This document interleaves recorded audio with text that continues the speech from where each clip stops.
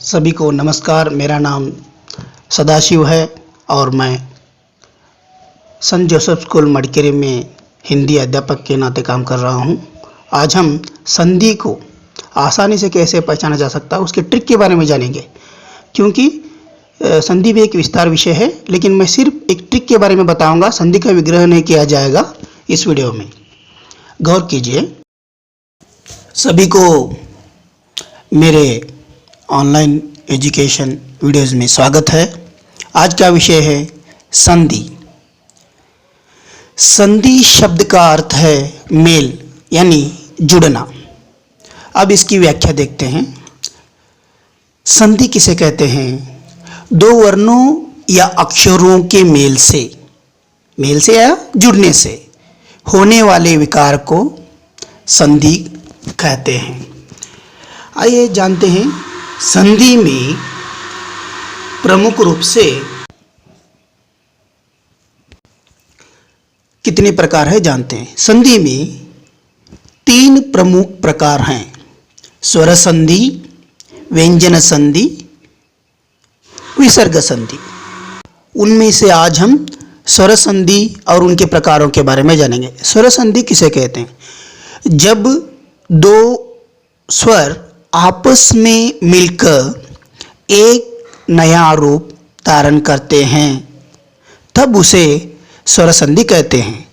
स्वर संधि में 5 प्रकार हैं और वो हैं: 1 दीर्घ संधि, 2 गुण संधि, 3 रुद्धि संधि और चौथे नंबर पर यन संधि और आखिरी अयादि संधि। यानी आखिरी यानी स्वर संधि में आखिरी संधि अयादि संधि है। आइए जानते हैं दीर्घ संधि को कैसे पहचाना जाता है। यहाँ पे हर संधि की व्याख्या नहीं होगी, आसानी से कैसे पहचान सकते हैं उसका एक ट्रिक होगा। बस यहाँ बहुत विस्तार से संधि के बारे में समझाया नहीं जाएगा। मैं सिर्फ ट्रिक को दे रहा हूँ कि कैसे पहचानना है कि वो कौन सी संधि है। अगर कोई भी शब्द आता है तो यहाँ पर देखिए, दीर्घ संधि जहाँ पर बड़ी मात्रा आ जाए वो दीर्घ संधि है। बस इतना सा है, आसान सा। जैसे कि वो बड़ी मात्रा आ की हो, ई की हो, ऊ की हो या रु की हो। जैसे कि धर्मात्मा माँ में बड़ी मात्रा है यानी आ दीर्घ स्वर है, और कविंद्र में ई बड़ी मात्रा है, और लघुत्तर में ऊ बड़ी मात्रा है, और पितृन में रु बड़ी मात्रा है। आइए अब जानते हैं गुण संधि के बारे में। इसे पहचानने की ट्रिक क्या है? गुण संधि को हम कैसे पहचान सकते हैं? जो गुण संधि है उसे हम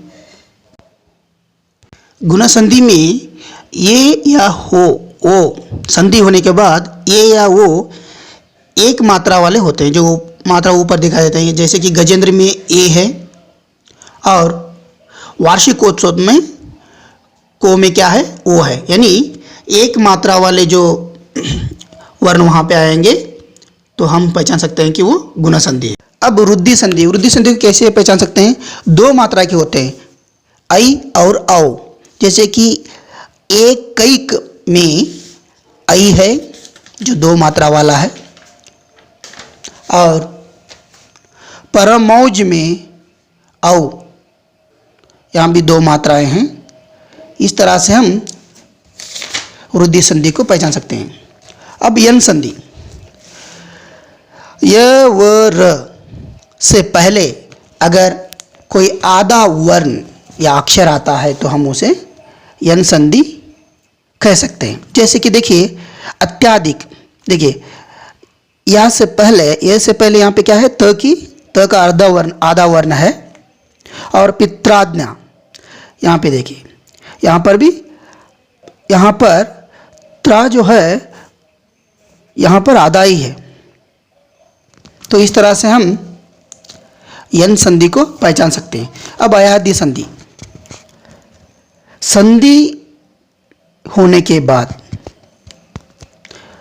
वहाँ पर अय आय अव आव आ जाए तो उसे हम अयादि संधि कहते हैं। जैसे कि चयन में छ में अ है और दूसरा व्यंजन अक्षर सीधी तरह से हम दे सकते हैं, अय आ गया।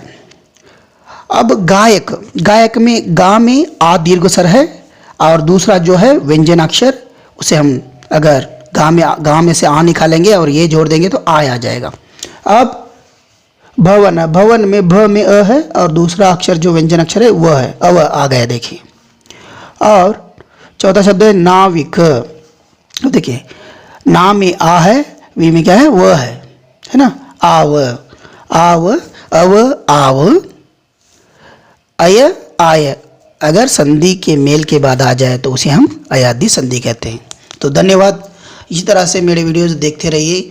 ये तो था सिर्फ एक ट्रिक था संधियों को पहचानने का। विस्तार रूप से अगले वीडियो में हम इसके बारे में चर्चा करेंगे, क्योंकि संधि एक छोटा विषय नहीं है ये, इसीलिए में बने रहिए हमारे साथ और हमसे जो भी गलतियां होंगी वीडियोस में उसके बारे में फीडबैक दीजिए। सभी का धन्यवाद करते हुए मैं अपने इस संधि वीडियो को यहाँ पे समाप्त कर रहा हूँ। धन्यवाद।